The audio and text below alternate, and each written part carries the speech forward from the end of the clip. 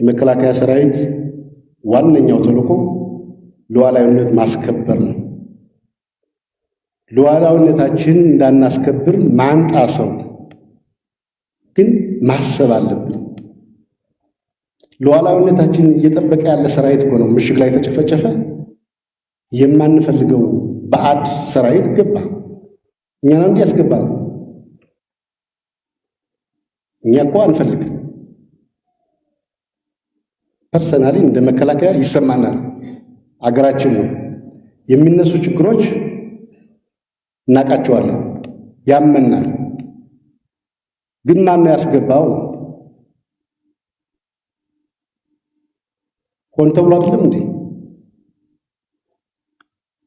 ደንበሩን የሚጠብቅ ሰራዊት እኮ ነው እጁን እየተሰረ የተገደለው። ከዛ በኋላ ማን አትግባ ይለዋል? በራሱ ገባ። ይሄ ግልጽ መሆን ያለበት ይመስለኛል። ኤርትራ ሰራዊት ናና እኛን እርዳን ህሊናዬም አይፈቅድም። ችግራችን የውስጣችን ነው፣ በራሳችን መፍታት እንችላለን። ይህን የምንፈታበት የአቅም ችግርም የለብን።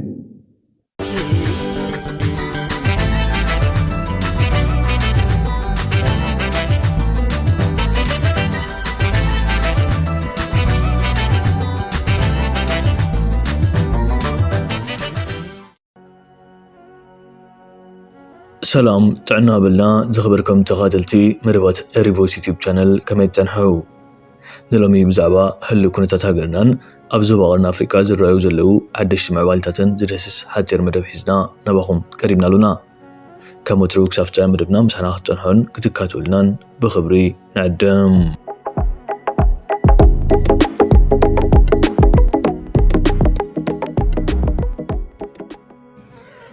كم زفلت قدام ሚኒስትር አብይ አህመድ ኣብ ዝሓለፈ መዓልታት ኣብ ዘቕረቦ ናይ ፓርላማ መደረ ኩናት ክልል ትግራይ ምትሕጋዝ ኤርትራን ፌደራልን ስራኤሉ ዘይኮነ ብውሽጡ ብዙሕ ምፍጣጥ ዝነበረ ምዃኑ ጠቒሱ። ሰራዊት ፌደራል ቅድሚት ኩናት ይመርሕ ከም ዝነበረ ሰራዊት ኤርትራ ድማ ተኸቲልዎ ኣብ ኩናት ይሳተፍ ከም ዝነበረ የረድዩ። ንሱ ሓንቲ ከተማ ክንለቅቕ ከለና ተኸቲሎምና ይኣትዉ እሞ ህንፃታት ምፍራስ ፋብሪካታት ምዕናው ተተሓሓዝዎ። ኣብ ብርክት ዝበላ ከተማታት ብስቕታት ዓዚብና እዮም። ወሮም ስበጻሕና ግን ካብዚያ ምስተሓልፉ ውገና ምስ ወያነ ገዲፍና ምሳኹም ክኸውን ኢልና ዝሕልዎም ሓደ ሓይሊ ኣቐሚጥና ኢና መቐለ ኣቲና ኢሉ። ነዚ ኣብ ውሽጢ እቲ ኩናት ዝነበረ ዘይምርድዳእን ምፍሕፋሕን ንምፍታሕ ድማ ደመቀ መኮነንን ገዱ አንዳርጋቸውን ናብ ዝተፈላለየ ግዜ ናብ ኤርትራ ከም ዝለኣኽን ምስ መንግስቲ ኤርትራ ከም ዝተዘራረብን ይገሊጹ። ኣብ ሰዓት ግን ገዱ አንዳርጋቸው ክልዕ ደብዳቤ ብምጽሓፍ ነቲ ጉዳይ ከብርሆ ፈቲኑ ጥራይ ዘይኮነ ነቲ ቀዳማይ ሚኒስትር እውን ካብ ቅጥፈትን ምትላልን ዝተልዓለ ክዝልፈዩ ተራእዩ ዘሎ። أقدم بيلو قدو أندركاتشو حتر زبالة قدام منيستر أبي أحمد نعي تغيشو تزاربو زربا حاسوتيو بخمز ملكع بخمز نسوز تقصر لهم أقدي ناب إيرتراي كتكون مبالو نحناون أغريبنا نيرنا أبزنا لهم أقن نزم دنا إيرتراي توبيان كبل زعاقور كوا بزوح مستيرات كوتة كجددني بمبال بزوح نتبتات زحازة كل عدو دابي تسيحي ركب قدو أندركاتشو مستيراوتيو أبي أحمد سراوتي إيرترا يوتسايلكا كي تحتتيلو أتنقيقون نيرو قدو أندركاتشو نقدام منيستر أبي أحمد أبزل أخو كل الدبابة قدام منيستر أبارلما قدو حزب تግራይ ከይጉዳ መልእኽቲ ሒዙ ናብ ኤርትራ ከይዱ ነይሩ እዩ ዝብሎ ካብ ሓቂ ዝረሓቐን ቅጥፈትን ምዃኑ ኣቃሊዑ። قدو ከም ዝገለጾ ናብ ኤርትራ ዝተላእከሉ ዕላማ ናይ ዓወት መልእኽቲ ንምብሳርን ሰራዊት ኤርትራ ንሰሜን እዚ ስለ ዝሓገዘ ንምምስጋን እምበር ኩናት ንምውጋድ ኣይነበረን። እቲ ብዝገረደ ዝሰንብት ድማ ገዱ ሰራዊት ኤርትራ ይውፃእ ኢልና ንሕተት ኢሉ ምስ ሓተተ አብይ አሕመድ ብፍጹም ሰራዊትኩም ኣውፅኡ ኢልካ ከይተሓተት ክብል ከም ዘጠንቀቆ ቃሊዑ። ቀንዲ ነጥብታት ዕላማ ጉዕዞ ናብ ኣስመራ ገዱ ናብ ኣስመራ ዝኸደ ንፕሬዚደንት ኢሳያስ እንቋዕ ደስ በለካ ንምባልን ሰራዊት ኤርትራን ሰራዊት ኢትዮጵያ ማለት ሰሜን እዚ ስለ ዝሓገዘ ንምምስጋን እንዳእምበር ኩናት ንምውጋን ኣይነበረን። ትእዛዝ አብይ አሕመድ ቀዳማይ ሚኒስትር አብይ አሕመድ ሰራዊት ኤርትራ ካብ ትግራይ ይውፃእ ኢልካ ብፍጹም ከይተሓተት ኢሉ ንገዱ ከም ዘጠንቀቆ ተረጋጊጹ። ጽልይ አብይ አሕመድ ንህዝቢ ትግራይ አብይ አሕመድ ብውልቁ ንገዱ ኣብ ዘዘራረበሉ እዋን ህዝቢ ትግራይ ከም ዘይትንስእ ጌርና ሰባቢርና ኢና ሕጂ እውን ብዝባእሰ ክንደቕሶ ኢና ኢሉ ምዝራቡ ተቃሊዑ።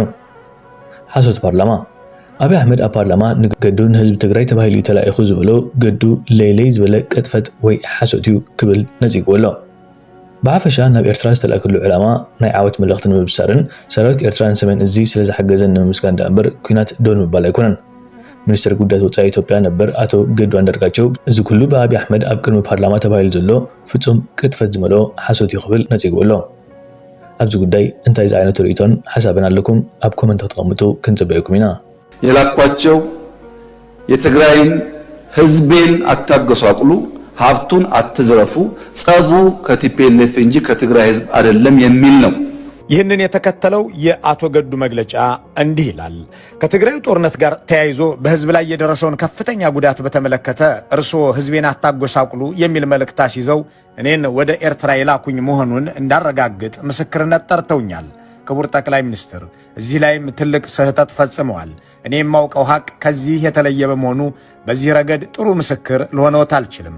እንደ እርስዎ ከእውነት ጋር የተጣላ ሌላ ምስክር ቢፈልጉ ይሻለዎታል። እኔ ስለ ትግራይ ህዝብ ያለዎትን አመለካከት እንድናገር ከፈለጉ የማውቀው እውነት እርስዎ ከተናገሩት በእጅጉ የተለየ ነው። በእውነቱ ለመናገር በዚያን ወቅት የምር ከሚያስቆጣዎትና ሌሎችን እንደ ጠላት እንዲያዩ ከሚያደርጉት ጉዳዮች ውስጥ አንዱና ምናልባትም ዋነኛው የትግራይን ህዝብ መበደል ማንሳት ነበር።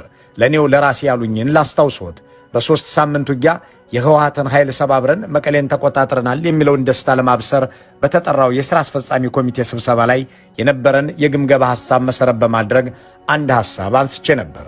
ቀርቦ የነበረው ግምገማ የትግራይ ህዝብ በሰሜን ዕዝ ላይ የተፈጸመው ጥቃትም ሆነ በመከላከያ የተወሰደው የአጸፋ እርምጃ ዱብዳ ሆኖበት ከማንም ወገን ሳይሰለፍ ባይተዋር ሆኖ ጦርነቱን በገለልተኛነት ይመለከት ነበር የሚል ነበር። እኔም በዚሁ የግምገማ ሐሳብ ላይ በመመርኮዝ ህዝቡ እንዲረጋጋ፣ ስርዓት አልበኝነት እንዳይፈጠር፣ ወታደሩ በአሸናፊነትና በበቀል መንፈስ ህዝብ እንዳያንገላታ ጥንቃቄ መደረግ አለበት፣ ቶሎ ብሎ የሲቪል አስተዳደር እንዲቋቋምና በራሱ ልጆች እንዲተዳደር መደረግም ይኖርበታል፣ በደል የሚደርስበት ከሆነ ህወሓትን ሊናፍቅና እንደገና ሊያጠናክር ይችላል የሚል ስጋት አዘል አስተያየት አቀረቡ። እርሶም በመድረኩ ላይ ያነሳሁትን ሐሳብ በአዎንታ ተመልክተው አለፉት። መድረኩ ተጠናቆ ከስብሰባ አዳራሽ እንደወጣን ግን ለብቻ የጠርተውኝ የነገሩኝንና ስለ ትግራይ ህዝብ ያለውትን አመለካከት በትክክል የሚያሳየውን አስተያየቶን ላስታውሶት። እንዲህ ነበር ያሉኝ። ትግራዮች ከእንግዲህ ከደረሰባቸው ሽንፈት አገግመው ጠንክረው ሊወጡ ይችላሉ ብለህ አታስብ። እንዳይነሱ አድርገን ሰብረናቸዋል። ብዙ ሰው የትግራይ ህዝብ ይለኛል። የትግራይ ህዝብ ከማን ይበልጣል? እንዳይነሳ አድርገን አድቅቀነዋል። በቀጣይም ይበልጥ እናደቀዋለን። መሸነፍ ከባድ ስለሆነ ከእንግዲህ ያ የምናውቀው ትግራይ ተመልሶ አይመጣም የሚል ነበር። የትግራይ ኃይሎች ከአማራ ክልል ወጥተው ወደ ትግራይ ከተመለሱ በኋላም በዓለም አቀፉ ማህበረሰብ ዘንድ ተደራደሩ የሚል ግፊት እየተጠናከረ በመጣበት ስብሰባ ላይ የተናገሩት ሀቅ ነው። እኔም ማውቀውና ስለ ትግራይ ህዝብ ያለውት እውነተኛው አመለካከት ይህ ነው። ከፓርላማ ንግግሮ ትንሽ እውነታነት ያለው የእኔ ወደ ኤርትራ መሄድ ነው። ቀኑን በትክክል ለማስታወስ ባልችልም ጥር መጀመሪያ አካባቢ 2013 ዓ.ም ላይ አንድ የውጭ ጉዳይ መስሪያ ቤት ባለስልጣን ይዤ የእርሶን መልእክት ለፕሬዝዳንት ኢሳያስ አፈወርቂ እንዳደርስ ልከውኝ በማግስቱ አስመራ ደርሼ ተመልሻለሁ። የመልእክቱ ጭብጥም በሚከተሉት 3 ጉዳዮች ላይ ያተኮረ ነበር።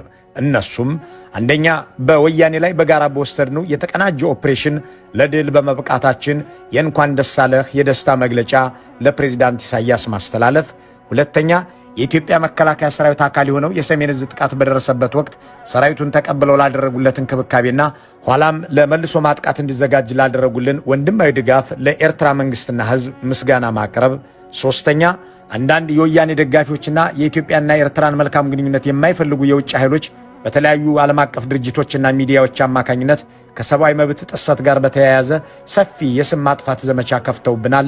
ይህ ነገር ውሎ አድሮ በሁለታችንም ላይ ጣጣ ሊያመጣብን ስለሚችል የጋራ ጥንቃቄ ልናደርግ ይገባል የሚሉ መልእክቶች ነበሩ። ለፕሬዝዳንቱ የሚቀርቡትን እነዚህን መልእክቶች ከገለጹልኝ በኋላ በእኔ በኩል እንዲጨመር አንድ ጥያቄ አንስቼልዎት ነበር። ይኸውም ጦርነቱ መጠናቀቁን በይፋ ለህዝብ ተናግረናል። የዓለም አቀፉ ማህበረሰብ እየጠየቀን ያለውም የኤርትራ ሰራዊት ከኢትዮጵያ ከትግራይ እንዲወጣ ነው። ስለዚህም ለምን የኤርትራን መንግስት ሰራዊቱን እንዲያስወጣ በግልጽ አንነግራቸውም የሚል ነበር። እርስዎ ግን ሰራዊታችሁን አስወጡ ብለህ በፍጹም እንዳትጠይቅ ብለው አስጠነቀቁኝ። ከዚያም የሰጡኝን ተልእኮ ተቀብዬ ተለያየን።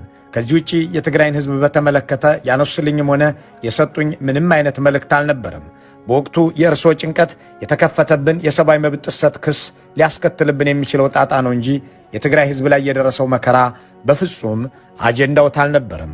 በማግስቱ በተዘጋጀልን አነስተኛ የኮንትራት አውሮፕላን ተሳፍረን አስመራ ደረስን። የኤርትራ ባለስልጣናት በአስመራ ኤርፖርት ተገኝተው ከተቀበሉን በኋላ ፕሬዝዳንት ኢሳያስ ወደሚገኙበት ቦታ ወስደውን ለፕሬዝዳንቱ የያዝነውን መልእክት አቀረብን። በያዝነው መልእክት ላይ ምንም ያወዛገበን ነገር አልነበረም። የማስታውሰው ስለተከፈተብን የሰብአዊ መብት ጥሰት ዘመቻ ለፕሬዝዳንት ኢሳያስ ነግራቸው በሳቸው በኩል የሰጡኝ መልስ የሚቻለው ጥንቃቄ ሁሉ እንዲደረግ እኛም እናንተም ለበታች መዋቅሮቻችን መመሪያ እናስተላልፍ፣ በተረፈ እኔና አብይ በተስማማኑ መሰረት ገና ብዙ የሚሰሩ ስራዎች አሉን የሚል ነበር። በሁለቱ መሪዎች አለ ስለሚባለው ስምምነት የማውቀው ነገር የሌለ ቢሆንም ውይይታችንን በሙሉ መግባባት ፈጽመን ወደ አገራችን ተመለስን። አዲስ አበባ በተመለስኩ በማግስቱ ለእርስዎ ስልክ ደውዬ ከፕሬዝዳንት ኢሳያስ ጋር ስለነበረን በጎ ውይይትና የሰብአዊ መብት ክሱን በተመለከተ ሁላችንም አስፈላጊውን ጥንቃቄ ማድረግ አለብን ማለታቸውን ሪፖርት አቅርቤልዎት የስልክ ንግግራችን ተቋጨ። እኔም የማውቀው እውነታ ይህ ነው በማለት አቶ ገዱ አንዳርጋቸው በጽሑፍ ያጋሩትን መግለጫ አጠናቀዋል። በጠቅላይ ሚኒስትሩ ንግግር ላይ የተቀመጠው አያሌ ውሸት ግን የ5 ደቂቃ ብቻ አይመስልም። ለምሳሌ መቀሌ ከመግባታችን በፊት ገዱንና ሌሎችን ወደ ኤርትራ ልኬያለሁ ያሉበትን ምክንያት ከ5 ዓመት በፊት የተናገሩትና ማክሰኞ ዕለት የተናገሩትም እንዲሁ የአስመራንና የአዲስ አበባን ያህል የተራራቀ ነው። በ2013 የተናገሩት መቀሌ ከመግባት የዘገየ ነው፣ የራሳችን ሰራዊት መቀሌ ገብቶ ጉዳት እንዳይፈጽም ስሜቱን ለማርገብ ነው ብለው ነበር። ባለፈው ማክሰኞ ደግሞ የተናገሩት የሻቢያን ሰራዊት መቀሌ እንዳይገባ ለመግታት ብለን መቀሌ ከመግባት ዘገየን ብለው ነው። ነገሩ ለታሪክ አጥኞች፣ ለዳኝነትና ለፍርድ አዘጋጆች እንዲመች በተከታታይ እናቅርበው። አልቲማተም ሁለቴ 72 ሰዓት ሰጥተናል። ለምን 72 ሰዓት ተሰጠ? ለምን ተራዘመ? የሚሉ ሰዎች አሉ። አንደኛው ወደ መቀሌ እየተቃረብን ስንሄድ በዚያ ፍጥነትና ሞራል የመጣው ኃይል ጁንታው አለ ብሎ የሚያስበው መቀሌ ስለሆነ ትንሽ ረገብ አድርገን ኢሞሽን ላይ ካልሰራን በኋላ የሚጸጽተ ነገር ሊፈጠር ይችላል። ጁንታውን አገኘው እያለ በትልቅ ሞራል ከሚገባ ረገብ ሰከን ብሎ ስፔሻል ፕላን አውጥቶ በተለየ መንገድ ዳሜጅ እንዳይኖር አድርጎ እንዲሰራ ማድረግ ያስፈልጋል። በዚህ ምክንያት እንደምንገባ እናውቃለን፣ መያዝ እንደምንችል እናውቃለን። እቅድ አውጥተን አስበን ሰክነን አሰማርተን ኃላፊነት ሰጥተን ማድረግ ስለነበረብን ነው ያዘገየ ነው። ታስታውሱ ከሆነ መቀሌ ልንገባ ጥቂት ሲቀረን የ3 ቀን አልቲማተም ብለን አውጀን ነበር። ብዙ ሰው ሚስጥሩ አልገባው። የቸገረን እኛ ሽሬን ስለቅ ከኋላ ይገባሉ፣ አክሱም ስለቅ ከኋላ ይገባሉ። አሁን መቀሌ ስንገባ ደግሞ ገብተው ትልቁን ከተማ ዳሜጅ ያደርጋሉ ብለን ከነሱ ጋር ከአሁን በኋላ ከወቅሮ እናልፋለን ብትሉ ወያኔ ተተን ወደ እናንተ ነው የምንዞረው ውጊያው ብለን ውቅሮ ላይ የሚጠብቅ ፎርስ አስቀምጠን ነው መቀሌ የገባ ነው። እንዲህ እያሉ የቀጠፉት አያሌ ውሸት እንደ ገዱ ባሉ የቀድሞ ባለስልጣኖቻቸው እንዲሁም እንደ አበባውና ብርሃኑ ባሉ የአሁኖቹ ጦር መሪዎቻቸው ብቻ ሳይሆን በራሳቸው አንደበትም በተደጋጋሚና በብዛት የሚጋለጥና የሚገለጥ ነው። ይህ የፓርላማ የዛሬ ንግግር ኪፖይንቷ ትግራይ፣ ኤርትራና አማራ እየተጋደላችሁ ኑሩ የሚል ትዕዛዝ የተላለፈበት ነው። መቼ ነው የምትነቃው? ሰሜን ላይ ያለው ኃይል መቼ ነው የኦህዴድ የጨፌ ኦሮሚያ ቡድን መጫወቻ ከመሆን የምትባንነው? መቼ ነው? መቼ ነው እንደዚህ ያለው ተራ የቡድን መጫወቻ አድርጎህ እንዳይቀጥል ራስህን ከእንደዚህ አይነት ሁኔታ መታወጣው? መቼ ነው? አሁን አብይ አህመድ የሚባል ጩልሌ መጥቶ ኤርትራ፣ ትግራይና አማራ እየተዋጋህ ኑር የሚል መልእክት ነው ያስተላለፈው። ትግራይ ላይ ያለው ኤሊት መቼ ነው የምትነቃው? አማራው ላይ ያለው ኤርትራውስ መቼ ነው የሚነቃው? አሁን በፐርሰንት አውጥተህ እንትና ይሄን ያህል ፐርሰንት ከሌን ያህል ፐርሰንት ልትወዛገብ ነው? ስማኝማ ወንጀሉ ተፈጽሞ አንድ ሁለት ነገር እንሰማለን። ይኸውልህ መጀመሪያ ወንጀሉ መፈጸሙን እንኳን አመኑ። በአማራም ላይ በትግራይም ላይ የተፈጸመውን ወንጀል እንኳን አመኑ። ወንጀሉ አልተፈጸመም እያሉ ይክዱ ስለነበረ ኦን ሪከርድ ግን ሁሉንም ወንጀል የፈጸሙት አካላት የት ቦታ እነማን ወንጀል ፈጸሙ የሚለው ግን ማስረጃው አለ። ዘረፋ ተፈጽሟል። አዎ እነማን ዘረፋውን እንደፈጸሙት ማስረጃ አለ። የጊዜ ጉዳይ እንጂ ከተጠያቂነት አታመልጡም የምንለው ለዛ ነው። ወንጀሉ በተፈጸመበት ወቅት አብይ አህመድ ምንድነው ሲለን የነበረው? እነባጫ ደበሌ ምንድነው ሲሉን የነበረው? የኤርትራ ጦር መግባት የለበትም የሚል አቋም መጀመሪያ አራመድን። እንዳልናችሁ ውግዘት መጣ። ሺህ ጊዜ አውግዙን እንጂ እንቀጥላለን አለን። ቀጥሎስ ማውደም ከተፈጸመ በኋላ ትግራይ ላይ ያሁላ ጉድ ሲፈላ ይሄ ነገር አብይ አህመድ ትግራይ ላይ ሰክሰስፉሊ ካጠናቀቀው አማራው ላይ ያመጣዋል አለን። አመጣው። አማራውን ካስወደመ በኋላ ወደ ኤርትራ ሊጓዝ ነው አለን። አስተውሉ። በዛን ጊዜ የተከታተላችሁን ካላችሁ እዚህ ያላችሁ ዲያስፖራ ላይ ኤርትራና ኢትዮጵያውያን የኤርትራና ኢትዮጵያን ባንዲራ ይዛችሁ እነ ሶፊያ ሸባባው የኤርትራ አምላክ ይመስገን የሚል መዝሙር ይዘምሩ ነበረ። ተመልከቱ። አሁን ኦፍ ኮርስ ይቅርታ በጠየቀችበት ጉዳይ ደግመን ስሟን ለማንሳት ፍላጎት ኖሮን አይደለም፣ ግን ምሳሌ ሆኖ እየተነሳ መሄዱ የማይቀር ስለሆነ የኤርትራ አምላክ ይመስገን እየተባለ የተዘመረበት መዝሙር አሁን አያችሁ። ከአብይ አህመድ ጋር ሆናችሁ ነበር አይደለ የዘመራችሁት? የኤርትራ አምላክ ይመስገን እያላችሁ በወቅቱ አብይ አህመድ ምን ስላላችሁ? ዘንድሮ ከኤርትራ ጋር ታርቀን ባይሆን ኑሮ አለ ኢትዮጵያ አልቆላት ነበር አለ አብይ አህመድ በአደባባይ። በጓሮ ደግሞ ለወዳጆቹ ነገራችሁ። ፓስተር በለው ዘማሪ በለው ምናምን በለው ቅዱስ ጦርነት ነው አለ። ጳጳስ በለው ሼክ በለው አለ።